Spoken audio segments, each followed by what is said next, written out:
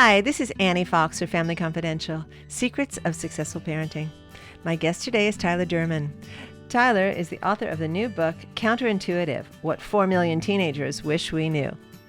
Hi, Tyler. Welcome to Family Confidential. Thank you, Annie. It's good to see you. Oh, nice to see you too. You know, I've watched your video and I see you're really dynamic in front of kids. And I know that's not easy because I do it myself. Sometimes they're a really tough audience. You seem to win them over. And, you know, I think that there's something magical about creating a space for teens that makes them feel safe to open up to you. What would you say the elements of that magic are? Well, live, it really comes down to storytelling. And as you can tell, I'm incredibly funny. Yes, you are. But, you know, humorous storytelling, I think really, at the end of the day, all we ever remember are stories. And so when it comes to teenagers, I typically speak to large groups, well over 1,000, most often over 2,000 at a time. And to engage them with a great story that is pertinent to things they can identify with really does hook them. But creating that safe space, you know, once they've listened to me for 50 minutes or more, depending on the venue, I'm typically surrounded by students who want to talk to me. As you can imagine, I don't know their friends, parents, or teachers, so I'm going to fly out of town. So it's I'm a safe person to confide things in. Well, you know, most of my listeners are either teachers or more probably parents of tweens and teens. And they say, gee, you know, I start with stories from my child and my kids' eyes glaze over. So that may not be a technique that parents at home can use. But what would you suggest they do to get their kids to know, hey, I'm your mom. I'm a safe person you can talk to. Yeah, I'm so glad you asked, because it's really the foundation of our relationship.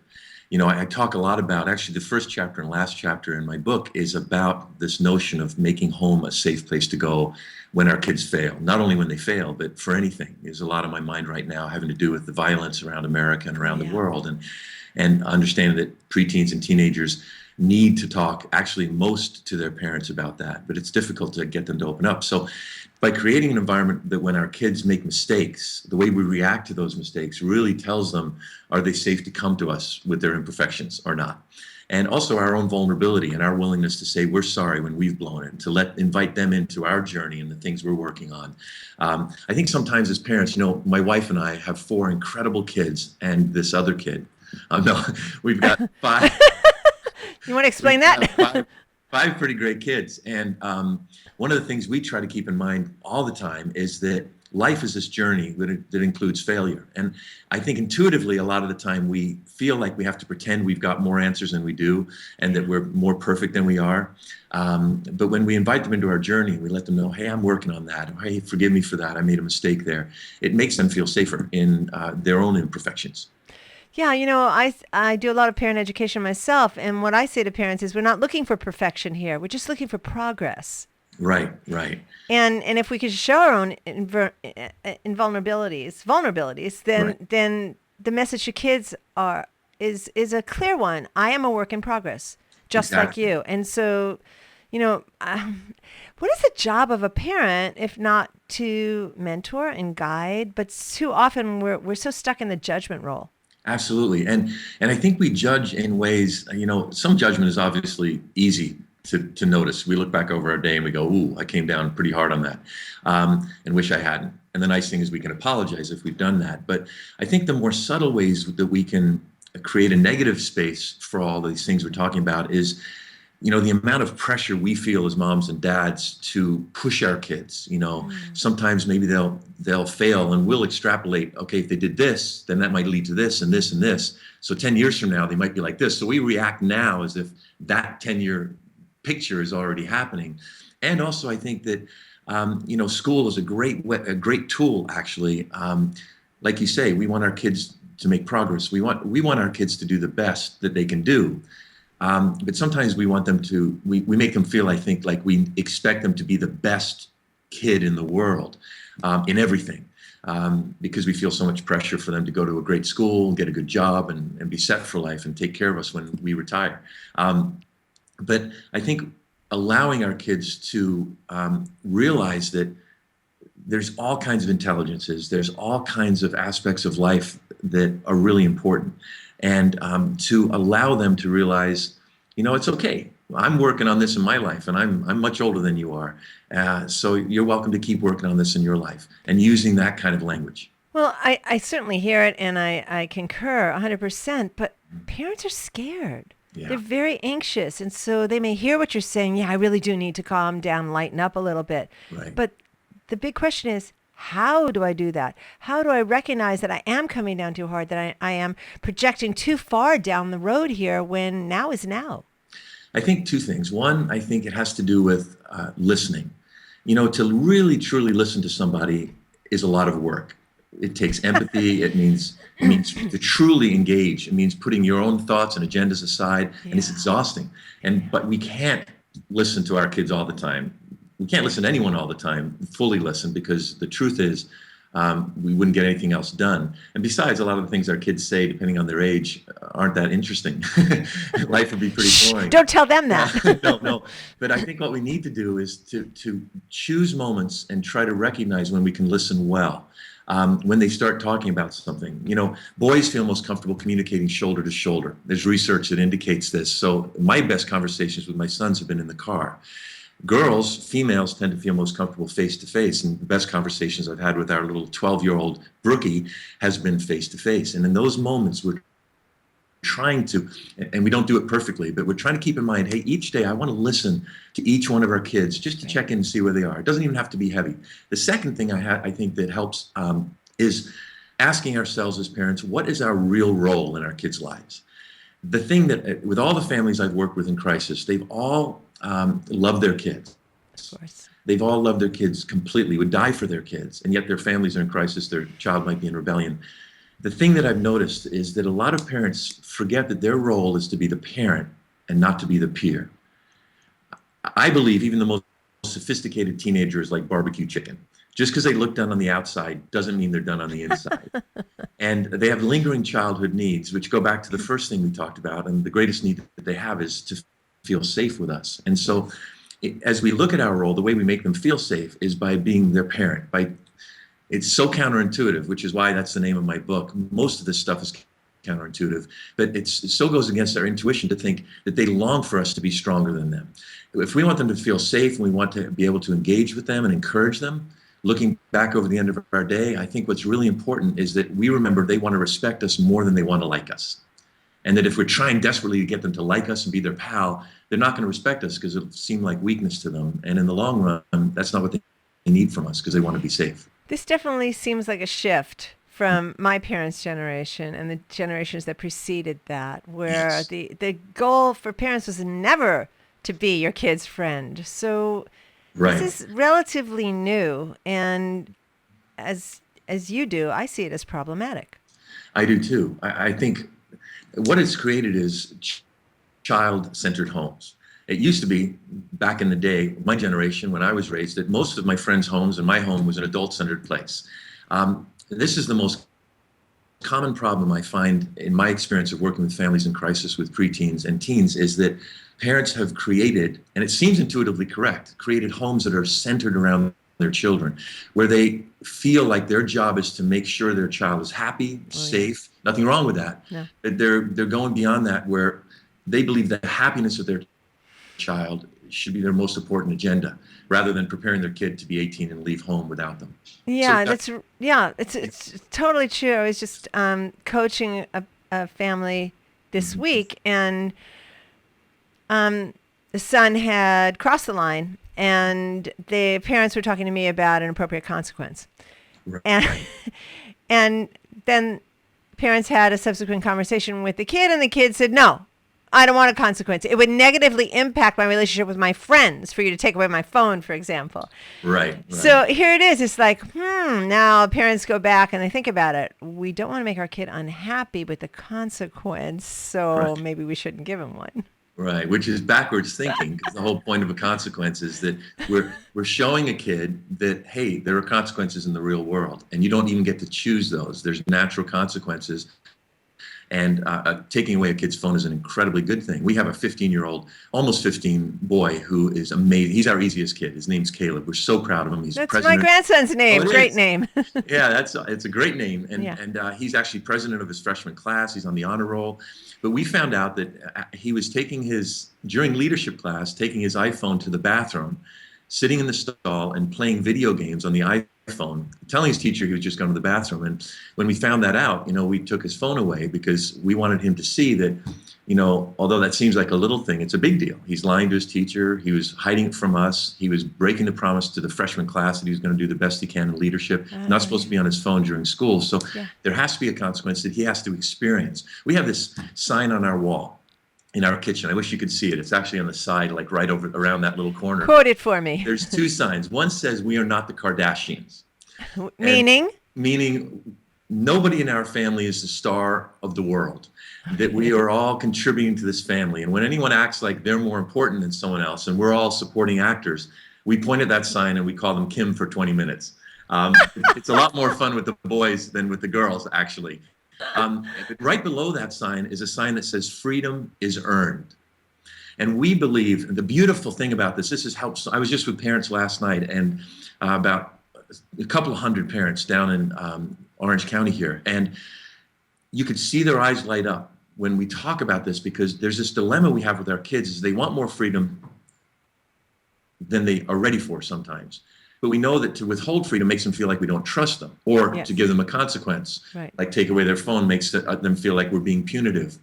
And yet we're supposed to prepare them to live life completely without us. So the question is, how do we manage that tension? And this whole child-centered home thing plays into it, because the child-centered home does, I believe, the opposite of what we need to do. With Caleb, when he was turning 13, we sat him down at this table I'm sitting at right now in our kitchen, and drew on a piece of paper, drew a circle, and wrote the word play inside that circle. And we said, we've got great news for you. We want you to have total freedom as much as you want to have it. I mean, it would be the best thing in our lives to realize that you don't need any rules. Where's Caleb? I haven't seen him for 2 days. He's probably helping nuns with homeless people. If he had proved to be so responsible that we didn't have to worry about anything. So that's our goal as well, because when he's 18, he's going to have that kind of freedom. So I said, remember when you were little, you had a fence around your play area? That's right. I drew a picture of the street and wrote the word splat. And I said, why was that fence there? And he said, so I wouldn't run on the street. I said, exactly. There's no fence there anymore. Why? He said, because I know not to run in the street. I said, exactly. So everything in your life and our relationship here is like that fence. It's there to protect you from things that could cause you harm or damage or get in the way of your growth. So remember when you were in 6th grade and you weren't doing your homework? Well, we put a fence up, and I got another piece of paper and I wrote inside, homework first. He had to come home, and he remembered this, and do his homework before anything. And we would look at it, and he complained about it at first, and he would forget about it. We'd have to remind him. And was there a consequence for forgetting, Tyler? Well, yeah. What it was let me get there. Okay. Because that's a great question. We said to him, that's why we needed that fence. And so we wanted him to grow. And the way he would earn more freedom is by showing he could handle that responsibility. And so then I said, Caleb, and I drew a little gate. In the circle, I drew a little gate, and then a bigger circle around the outside, and wrote more freedom. I said, you don't have to do your homework anymore, do you? And he said, I mean, you don't have to be told. First. Yeah, you don't have to do it first. You can do it whenever you want. You're on the honor roll. We never even ask about it most of the time. And so the reason is because you showed us you could handle that. Your consequence for forgetting or complaining was that you had to keep doing that until you stopped complaining or stopped forgetting. And now you've earned freedom, and that's exciting to us. And that's how it works with everything. A later bedtime, wanting an iPhone. You have to use the phone you're using now responsibly, or you'll never get that iPhone. Plus, we told him he had to pay for the iPhone, and he had to pay for the data charges. And he said, what am I going to do with all that? So he said, well, we've been giving you allowance for many years. You should have been saving it. And then we encouraged him to go across the street and help the lady with her yard. And he made $50 that next day. Yeah. So he ended up earning the iPhone. So we've set up this mentality, and we use this language of gates and fences in our house to say the consequences you experience aren't because we're punitive or being mean or we're upset or having a bad day. It's because you've shown you're not responsible for the freedom you have. We want you to have even more. But when you show you're not responsible with the freedom you have, the gate swings both ways. And so you can lose that freedom until, again, you show us you're ready for more freedom. Does that make sense? It makes perfect sense. Now I have a question for you. Sure. And it has to do with what if the kid says, I didn't know that wasn't okay? What Wow. I did, that mistake I made, I didn't know it was okay. And now you've told me, so do I still need a consequence? Because I didn't know. Yes. Sometimes our kids lie. Maybe it's just our kids. I don't know. Yes, I looked this up before I interviewed you. Your kids are the only ones in the Google search that came up with kids who lie. It was only you. That's why I'm so helpful to other parents, because we're suffering incredibly over here. I think, that goes hand in hand with a kid going, I didn't hear you say that. We have taught our kids that they are responsible to know what we say. First of all, everything that comes out of our mouth, it's not our job to make them hear it. I told my son when he was 14, my second oldest, I said, Paul, if I'm a half mile ahead of you and I whisper into the distance and you see my jaw moving and the wind is at our back, your job is to sprint around in front of me and go, Dad, were you saying something to me? It's not my job to make you hear it. It's your job to hear it. And if they say, I didn't know that was bad, I think sometimes we look them in the eye and we realize, ooh, they really didn't know that. Okay, let's go down that road first. Okay, then I think in that situation, we go, oh, okay, we give them grace. We say, that's what life's about. We don't know everything and we've got to learn. So here's the deal. Now, if there's a natural consequence to what they did, like they've hurt somebody because of it. No, in this one, the person hasn't gotten caught. Oh, they haven't got caught. So free and clear. Well, then I would say to my child, well, if my judgment was that they really meant what they're saying, I would say, well, that's the beautiful thing. Let's learn from this experience. Okay. What could have happened had you got caught or had somebody else found out, it could have led to something dangerous. And now you know in the future, so there will be accountability in the future. Okay, so we're going to give you a pass. There won't be a consequence. We've talked about this. Now you know. Yes. Now you know. And if it ever happens again? Yes. Yes. Okay. There will be consequences for sure. Good. Because I know that teens are very good about, trying to wiggle out of things. I've often thought they would all make great attorneys. It's like, where's the evidence of you having said that? I don't remember saying that. No. Exactly. That kind of stuff. Right. Actually, also with our kids have to teach them that they need to use their common sense. And if the thing that you know... Wait a minute. Is that anathema 14-year-olds and common sense? And I'm not trying to be snide here, but I know about teen brain development. Yeah, I do. And I know that the prefrontal lobe is still very much under construction until they're in their mid-20s. 20s, yeah. That's why I say they're not done on the inside. Yeah. But our job is to teach them to engage the little frontal lobe that they have in a practical way. And that's the tension of being a parent, and of being a teenager. Thank you. These yes, conversations I have with it's not easy being them because around them, a lot of behavior that we think is unacceptable has been normalized. Absolutely.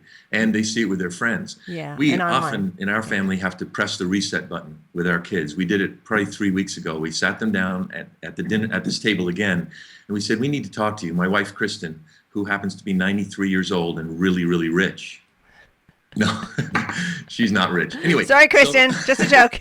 No, it's a joke, Kristen. We sat them down and said, you guys, listen, a couple of things have been happening. Number one, we've been having to tell you more than once to do something. And that's not okay. If that happens, there's going to be immediate consequence. I always have a bunch of chores around the outside of the property here. We have a little piece of property, but there's always chores that I have in mind. We have a run on the side of the house where the dogs stay, and there's a lot of hair that builds up there. They hate cleaning that up. Okay. And so, if we ask you to do something and you don't do it the first time, immediate consequence. I believe consequences work, lectures don't. And the second thing we said to them, just at this table, we said, the other thing is that you haven't been picking up after yourself around the house. It's not okay for you to leave your room a disaster when you go to school. It's our room as well, because we live here. And also, we're preparing you to be 18 and have a relationship with somebody else who's not going to want to pick up after you. And so we had to push that reset button, and we've given some consequences when they've tested to see how serious we are. They've lost some freedom. The chores around the house, that's a loss of the freedom of time.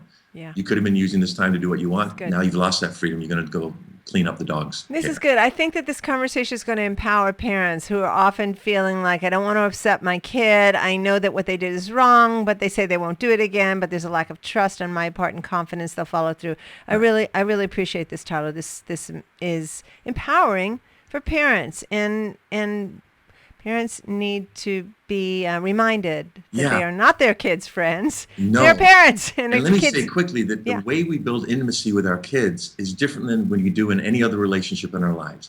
Every other relationship, we do it as equals. With our kids, that intimacy grows out of the fact that they know we're above them, that we're stronger than them. We're strong enough that when they test us, we're going to be there and mean what we say as consistently as we can. Yeah. And that makes them feel safe, and therefore they want intimacy with us. Really good stuff. We have just about a minute left, Tyler, and I'd love for you to give our listeners and viewers an opportunity to find out where they can learn more about your work. Thank you so much. My website is bitesizedwisdom.com, but I'll give you a hint. You can also get there, much easier to remember, bswisdom.com. My friends say that's the only kind of wisdom I have. But there's video online there that you can watch me speaking to parents, speaking to students. There's some fun stuff you might want to watch with your kids and give you a chance to have meaningful conversation, as well as there's a link there to how you can buy the book, Counterintuitive. The subtitle is What 4 Million Teenagers Wish We Knew. And I'd love to share that with you. It's great stuff. Thank you so much for the work you do, Tyler. I really appreciate our time together. I'm so grateful, Annie. It's been so fun talking to you, and I'm proud of you for the work you do. Thank you for that. Bye-bye. This is Annie Fox for Family Confidential, Secrets of Successful Parenting. To learn more about my work with parents of tweens and teens, visit anniefox.com. And check out my parenting book, Teaching Kids to Be Good People. And my latest book for tween girls, the Girls Q&A Book on Friendship, 50 Ways to Fix a Friendship Without the Drama.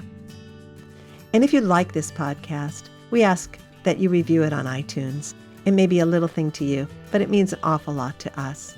Family Confidential podcast is produced by Electric Eggplant, creators of books and apps for parents, kids, tweens, and teens. And tune in next time when my guest will be educator and school administrator Matt Renwick. We'll be talking about his new book, 5 Myths About Classroom Technology. How do we integrate digital tools to truly enhance learning? Until next time, happy parenting.